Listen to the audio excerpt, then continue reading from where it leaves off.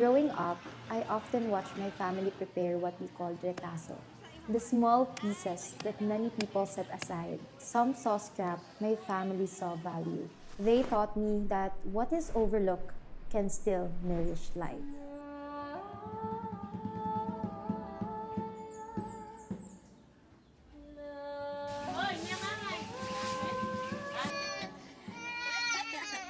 Mayroon kaming naiigiban na bukal.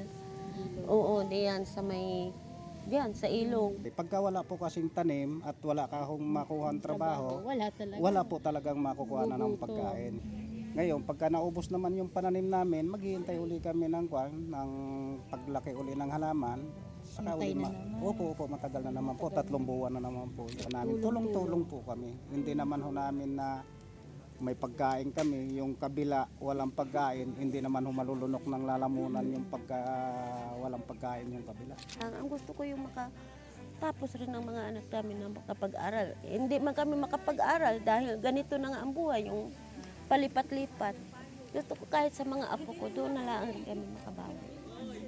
I came here believing I would bring something. Instead, they entrusted me with something. Their story. I realized their greatest need was not simply water or food. It was the assurance that they were safe. Project Aklatan began with one question. Kung kayo ang unang magdedesisyon, ano ang una nating uunahin? The answers were simple. Tubig, bigas, pananim, pag-aaral. So we began there. Clean water brought closer to the community, rice for today's meals, seedlings for tomorrow's harvest, and a small space where children can continue learning even when life makes learning difficult. My family taught me that retaso is never just what is left behind. Sometimes, it is where new life begins.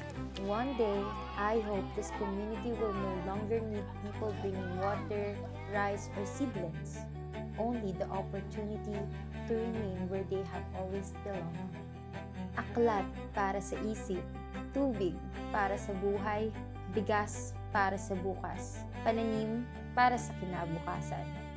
Because no community should ever be treated as someone's leftover.